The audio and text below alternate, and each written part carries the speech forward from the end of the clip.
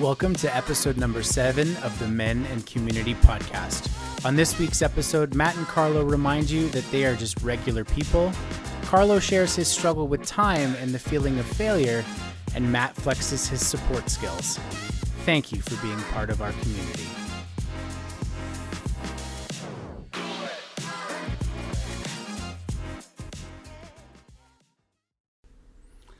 Well, hello everybody, and welcome back to this episode of the Mac podcast. My name's Matt.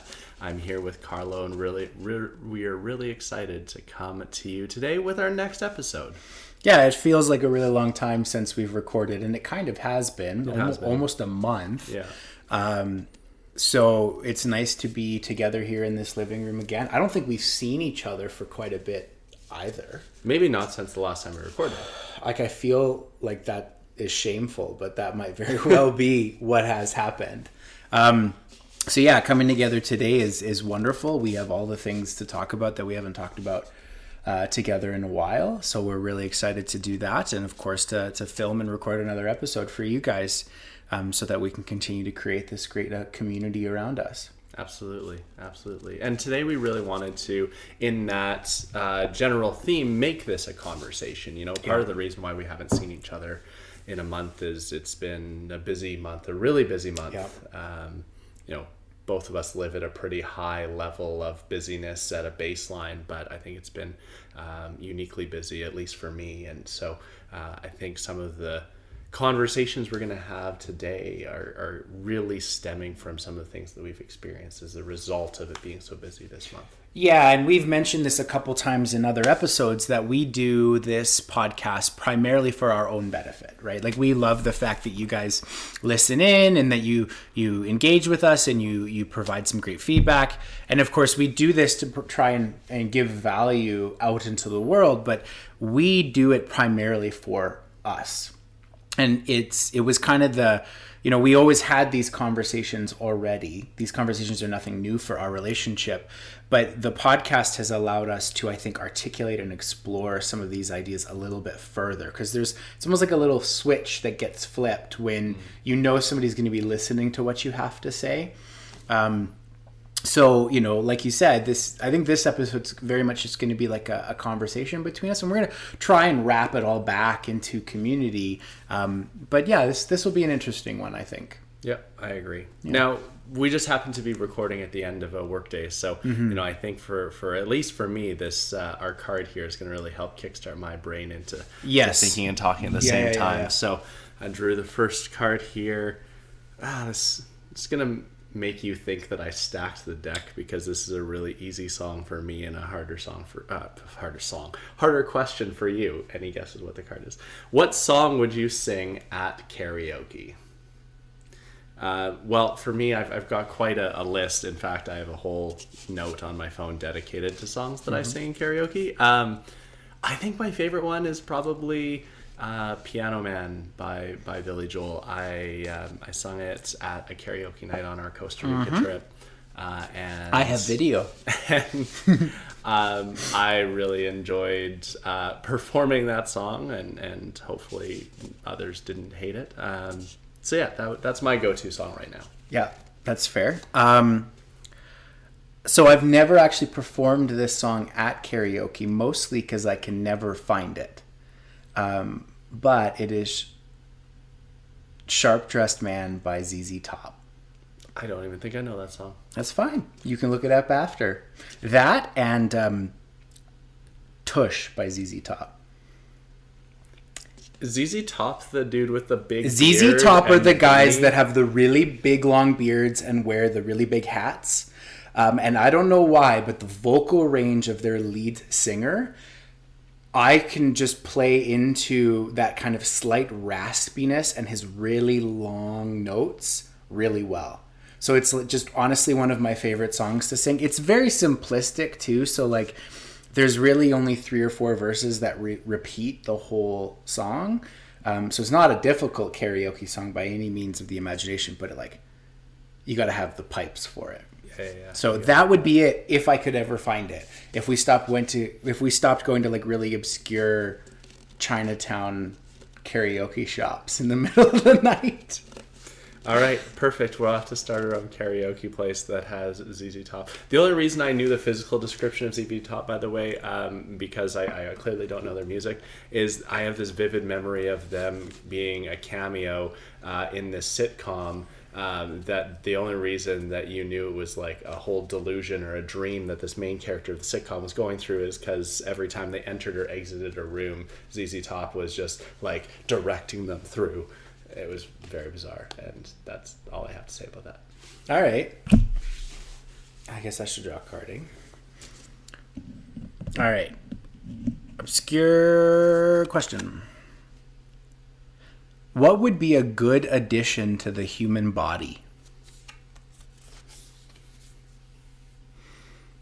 For those that can't see me, how Very would you confused? Yeah, is that how you would describe the look on my face? Confused, concerned, perplexed, uncertain, wanting to throw these cards away. That's a strange one. What would be a good addition to the human body? I don't know. I'm trying to think about this on like an evolutionary beneficial kind of way. Mm-hmm. Like what could we add that would help us survive a little bit better?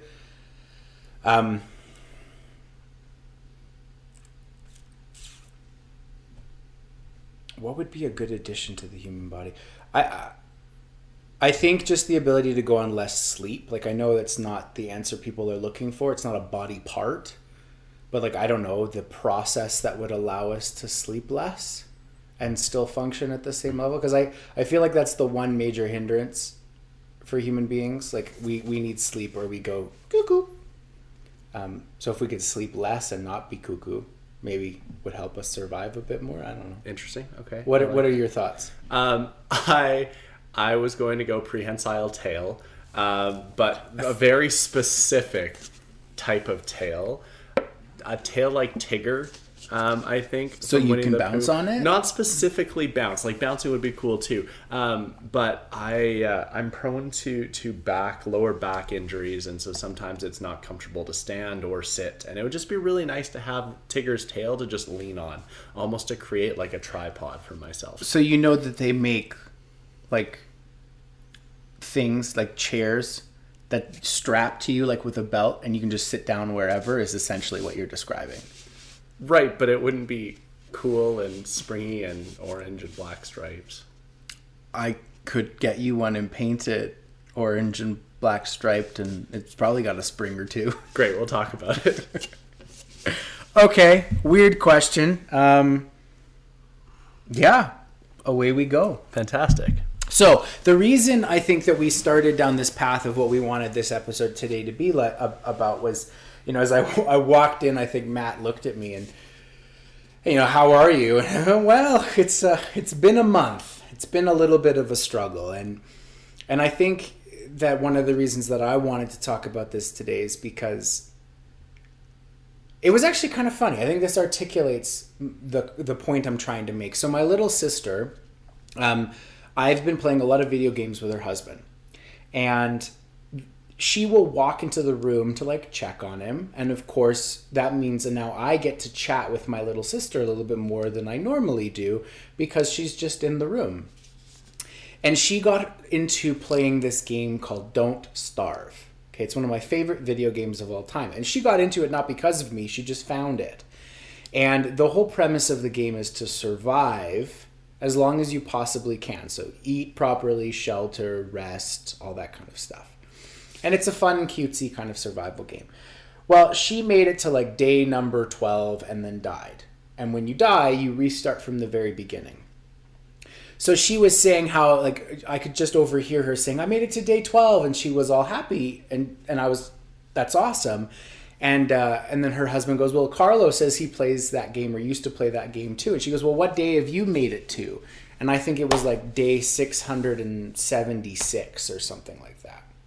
Which, if you've played the game, is something to be pretty proud of, right? And I won't talk about the amount of time I've invested in this game. 676 days? No, because each day in the game is 10 minutes. So in order to get that... Anyway. And that wasn't my first playthrough to gain that experience, right? So no, we won't talk about that. So, you know, I said 676 or whatever. And next thing after this prolonged silence, I hear my little sister. She goes, "What the crap? Why do you always have to over excel at everything?" And then I hear her stomp out of the room. And of course, this wasn't meant in any sort of mean or actually upset way. It was this kind of frustration that this thing that she's, you know, excited to hit day 12 on is, you know, how come he made it to 600 plus, right? And I think that bringing this back around, it's this idea of that I live in this state and we try to talk in this state of excel and doing well in life and being, you know, hopefully an example of success for other people, right? That's an important thing. It's not that I want to feel like I've succeeded or that I am in any way or shape or form better than anyone, but I hope to be an example of success and health for others so that they can hopefully do better in their own lives. So we portray ourselves in this way sometimes, I feel. But in reality, we're just regular people. We're not always doing the best. You know, I died thousands of times in that game before I gained the skill set necessary to make it to that point. And so that's what where I kind of am right now is I don't feel on top of my game. I don't feel like I'm excelling or doing anything particularly right. I feel, in fact, like I'm failing on a lot of things. Over and over and over again. And it's frustrating. So frustrating. So I feel it's important that we have these kind of conversations right now to, as much as we want to deliver these tidbits of advice and help people grow, like, I want to grow too. And I feel stuck and stupid right now and I hate it. What do you feel would change if you stopped feeling stuck? What would be different? What would be the first thing that you would notice if the feeling of being stuck stopped?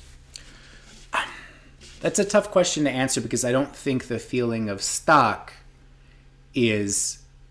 The feeling of stuck is a symptom, not a cause. Right? So if the feeling went away, it would mean that the cause of that feeling had to go away first. Right?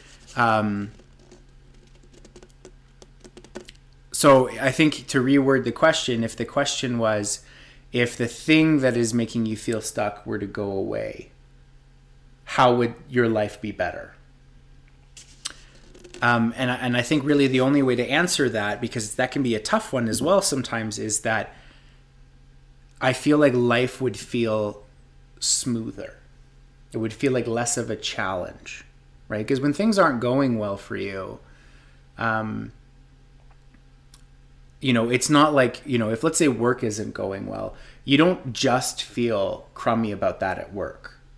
It extends through your entire life, right? And that's kind of where I'm at is I've had, you know, 1, 2, 3 things go into this negative direction, and then it's cascaded itself into the other areas of my life, right?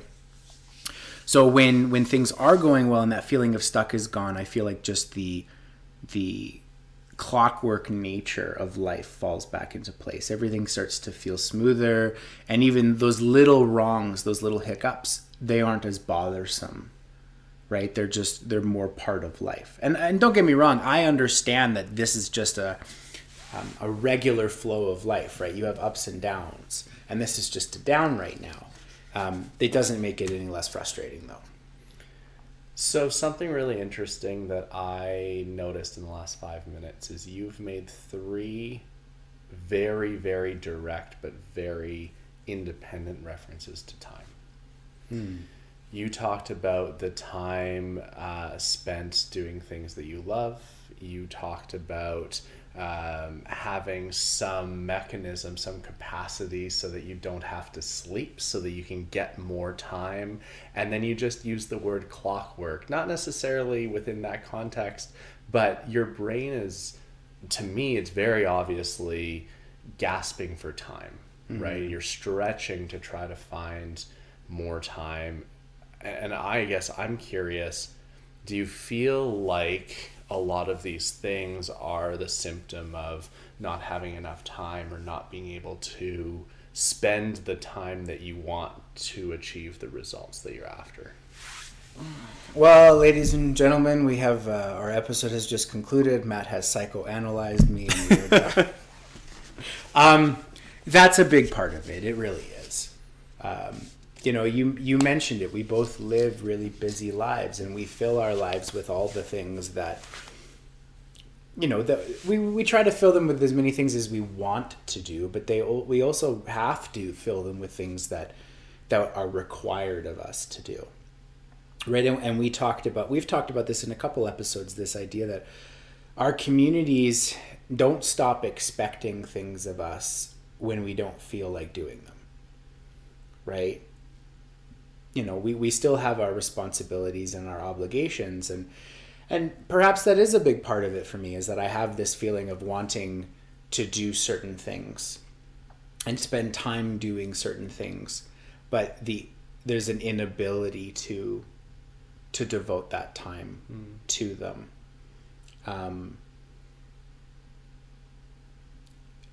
That's probably a big part. So you're probably on the nose about it there.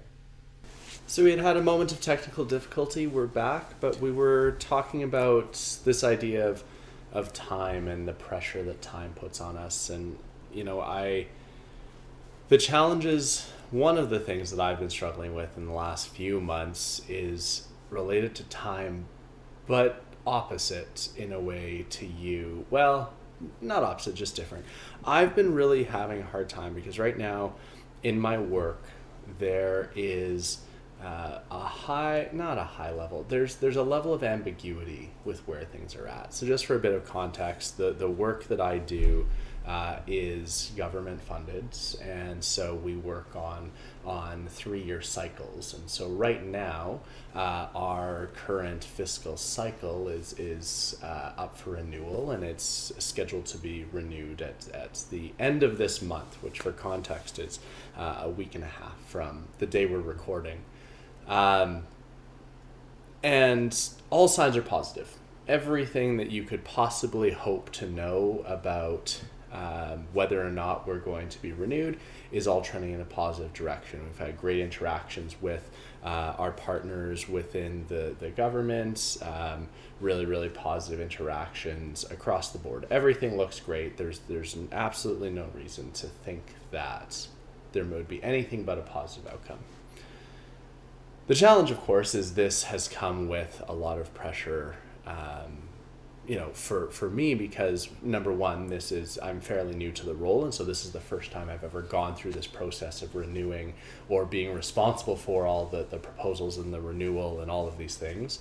And number two, there's this weight on my shoulders because I'm not just writing a proposal for my own job. I'm writing a proposal and going through this process that is directly employs, a good handful of people at my organization, more than half the organization, and is, directly supports communities all across the province to be able to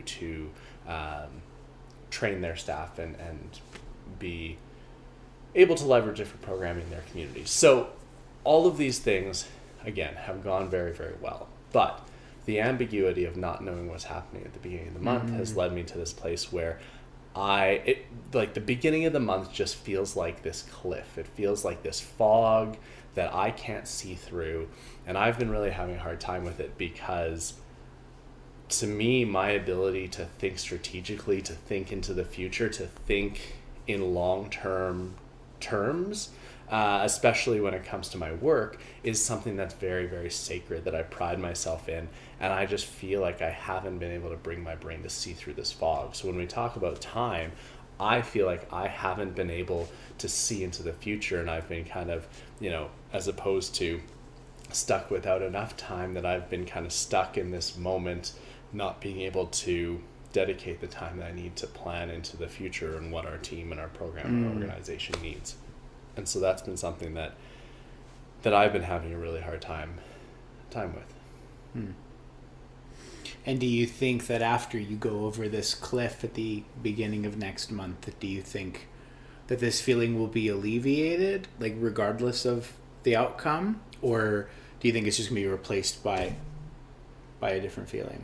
I think it's just a certainty that I'm looking for. Mm-hmm. You know, like regardless of the outcome, and I just want to know. I feel like my inability to think into the future and to plan is not knowing what's beyond that cliff. If I know what's beyond the cliff, whether it's a 5-foot drop or a 10-foot cliff, I just looked up. If I don't know why, it's a weird cliff. A mountain that I have to climb, or some sort of a river, or a really cool roller coaster, whatever. Like, I just want to know what's there, and then I can plan for it and I can navigate it. And it's been really, really challenging.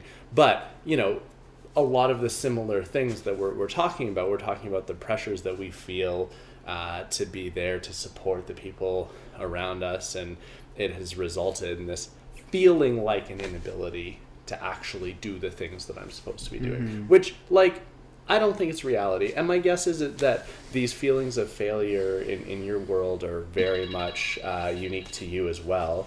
But also, it's important to recognize that how we're feeling is how we're feeling, and maybe it's the case that we're the only ones feeling these things, and that's not how others perceive us to be showing up.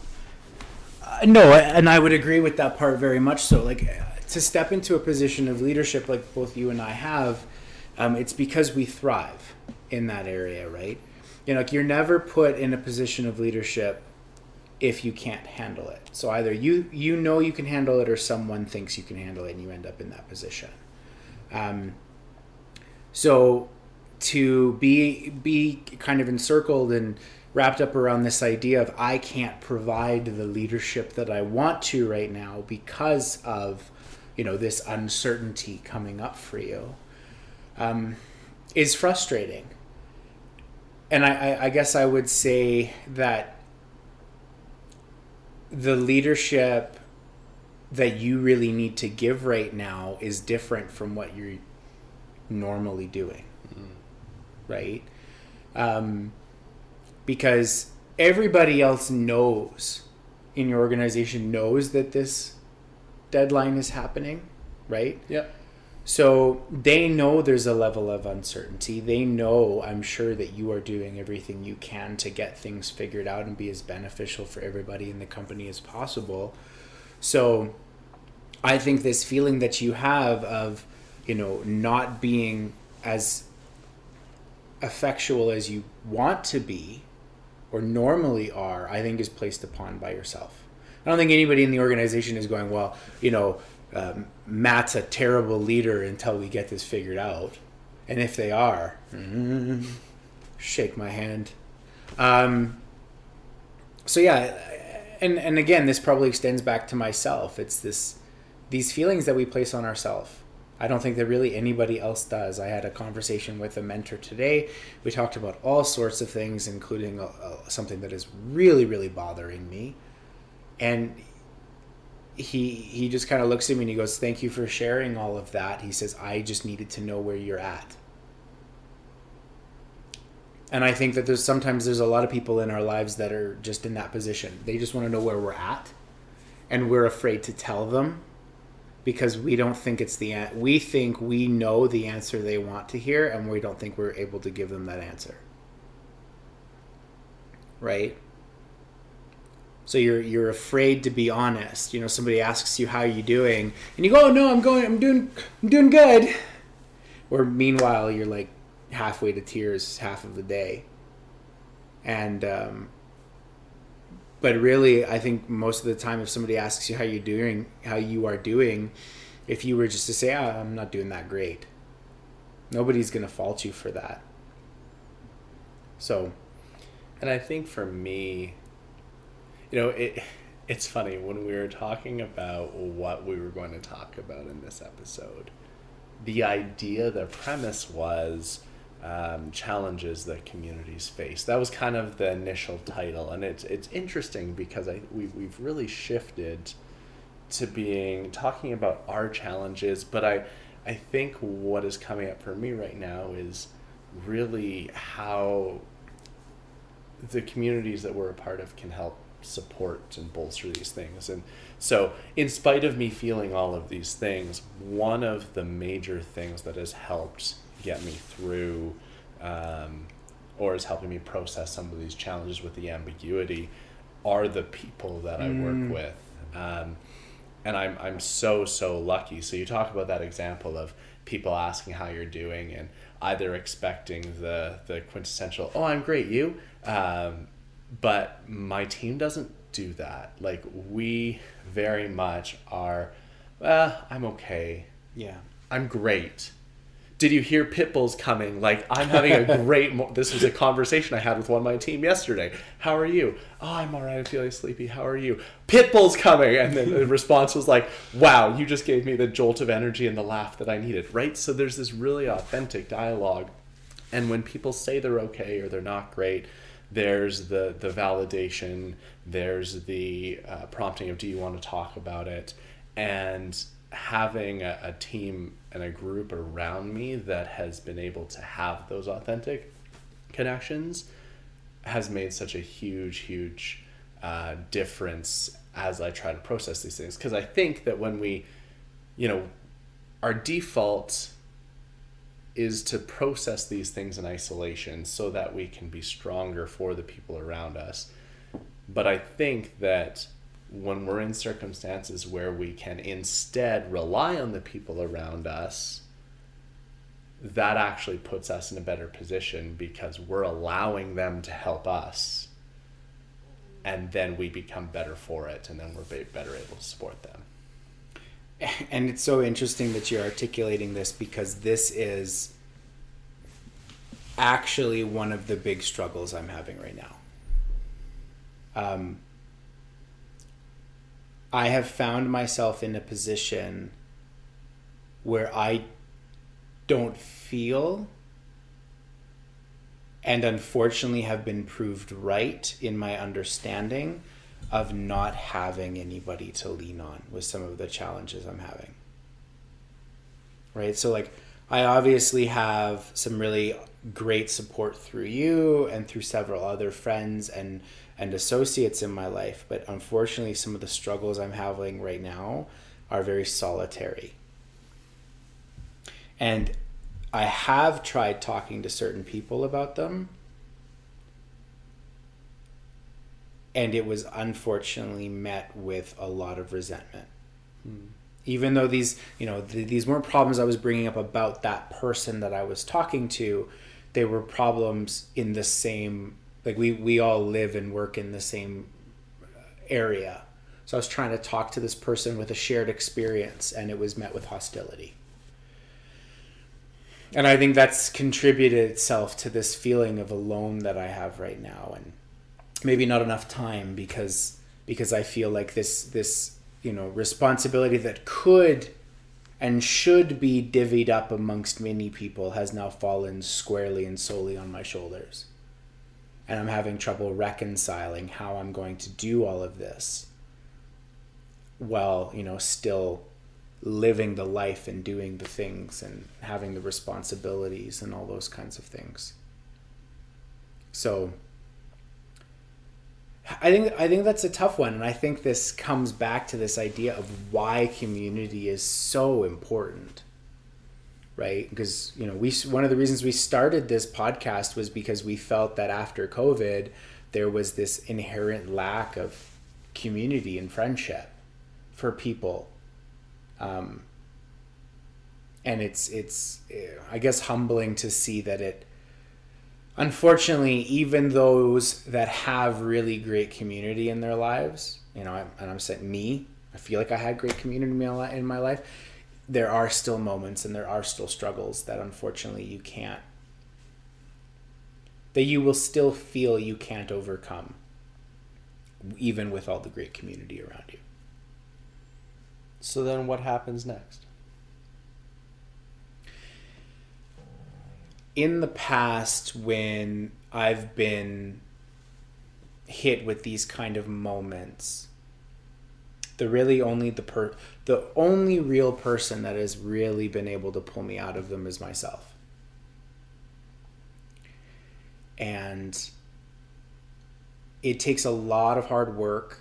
It takes a lot of commitment to pull this out. And we've talked about this in the past when we've talked about some mental health and all those kinds of things. But when you're in a really dark spot, whatever has brought you there, you have to be willing to get out of that. And I think right now I'm just on that precipice of wanting to get out and over it. I've spent a couple of weeks in this, like, woe is me isn't the right wording, but this, stuck in it, and I'm okay to be stuck in it. Let me just brood here for a bit. And now I'm starting to climb that hill, I guess. So what happens next is I have to decide to be out of it. I have to decide to be out of this and take action, all the things that I've been thinking about and planning about and trying to articulate. I have to just say, screw it, let's go for it, and push through, regardless of whether I feel like I have the support from those that I need the support. Because there's no point in staying where I'm at. It's not going to benefit me or anyone else, so why stay here? Right? I think the narrative that you're sharing is probably one that a lot of people can relate to. This feeling of, if I'm going to make a change, I need to be the one to do it. If I'm going to stop feeling this way, I need to be the one to fix it. If anything's going to change, I need to make the decision that is going to change. I'm just going to put my helmet on and I'm going to run through that wall. The problem is you never know how thick that wall is until you hit it. And you've ran into some pretty damn thick walls in your life, but you don't actually know how thick the wall is until you hit it. And so then the problem is, what happens if you hit that wall and the wall is just like, nope, not today? And I think that for me and in my life, every single time, even if I've thought that, if I've had that perspective of I'm just going to do this myself, it has always been better when I have other people that are either spotting me to make sure that I am in the best position possible to run through that wall, waiting for me on the other side if the wall turned out to be not what I expected, or better yet, putting people around me that are able to help me and that I trust to assess how thick that wall is and whether now's the time to climb the wall, run through the wall, or go around the wall.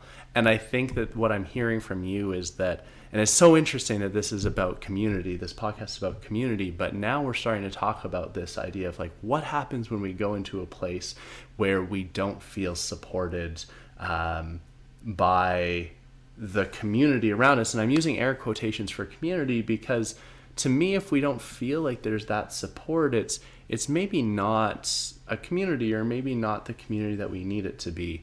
And so I would just be really, I would love to see you reframe that a little bit and think about, instead of there's nobody here, I just need to do it myself, think about what people could assist me in this that I hadn't initially considered to be part of that circle, to be part of that framework, or can I avoid this wall entirely, and do I just need to remove this from my path for the time being to allow myself some time to heal, some time to be there so that I can better, so that my helmet's thicker if I do choose to go through that wall. A legitimate point. And I think it's one of the hardest things about being emotionally aware is also being willing to be told that the frustrations you're having could be handled in a different way. Because I'm not disagreeing with anything that you're saying, but there is that stubborn part of me that's going, well, I've thought about that already, and it didn't work, so it's all up to me. And it's super humbling to have you say those kinds of things to me, because it is that those are things that we've talked about before. And getting back to this conversation I had with a mentor today, I did feel listened to after having conversations with several other people that I think of as mentors in my life, and being completely shot down. Today I felt very listened to. but I was so angry already that I don't think I noticed that he was listening. So, yeah, it's interesting to kind of hear you reframe it that way and make me think about it that way. I feel like a lot of these things that I'm struggling with are somewhat do or die. But it's frustrating when someone that you have looked to be your leadership and your mentorship fails consistently to do that, and you're now pushed into this forced growth. It's very frustrating. Maybe that's it. Maybe that's one of the biggest struggles that I think I'm having right now, is these pillars of, these things that I thought were strong standing in my life have now been challenged. Yeah.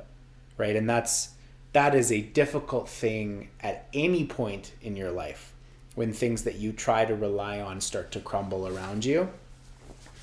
So, yeah, I think that would be my first bit of advice for someone, is make a list and try and identify those things that you really can't control and stop fuming about them. I think that's really powerful. I think writing out two sides of that list, things that you can control and things that you can't control. And maybe a third one is things that you shouldn't have to control.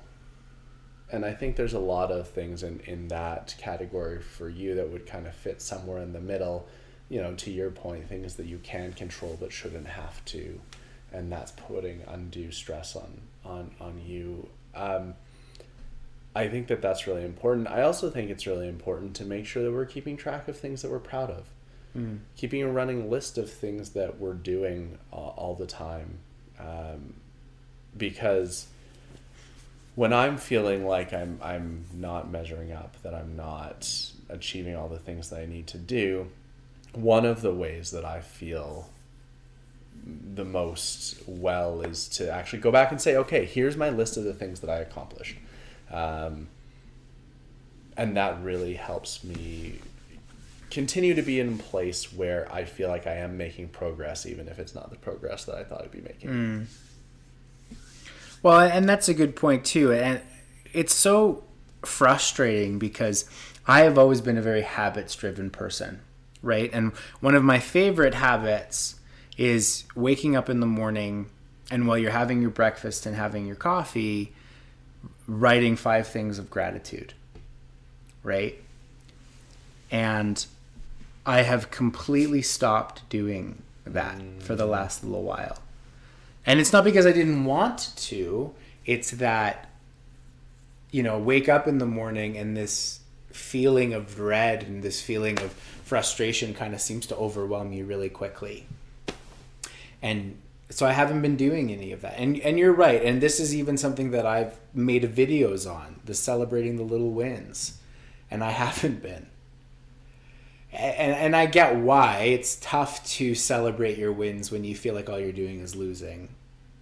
But no, you're on point there. It's very important. And I think maybe this is a little bit more about what I meant with the wanting to pull yourself out of these scenarios, right? It's like we should know. You should make it a goal to know what are those things that you do that help you live a happy and healthy life, right? So whether it be practicing gratitude and reading good books or spending time with good people or whatever it is, working out, whatever that habit is, you should make an active effort to know what those things are.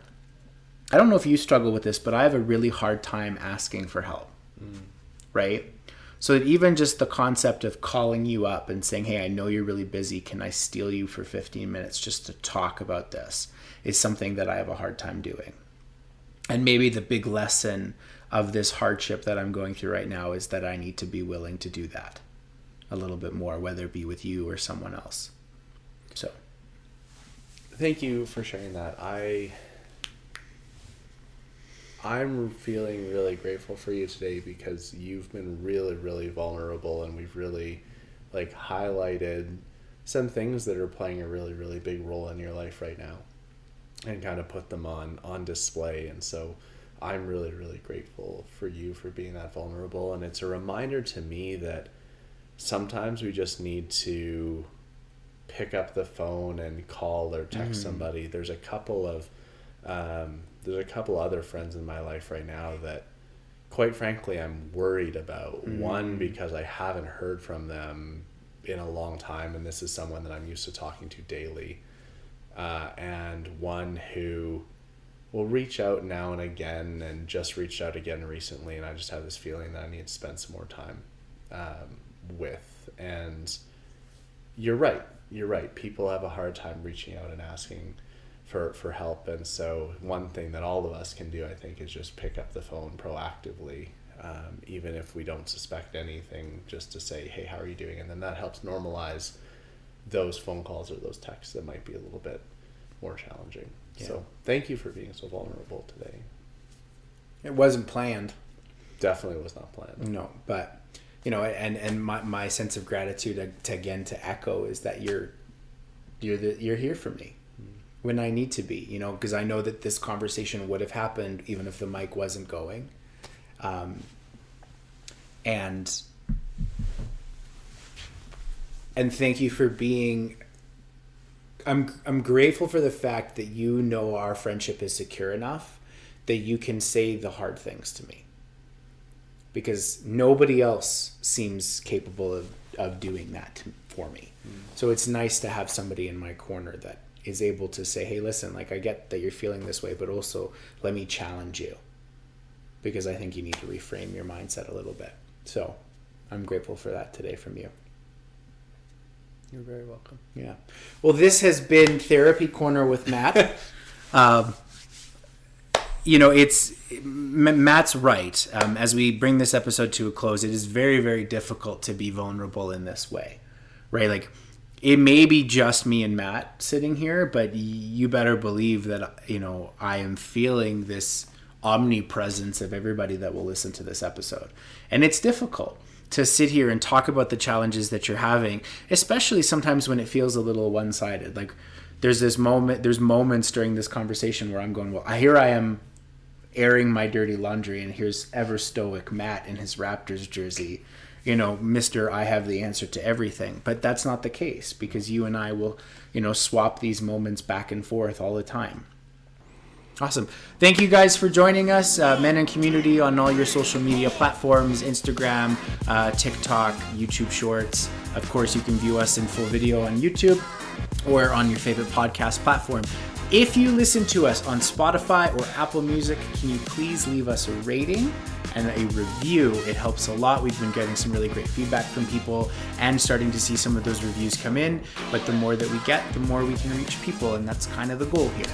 Absolutely. Thank you so much, everybody, and we'll see you in the next episode. Absolutely. Thanks, everyone.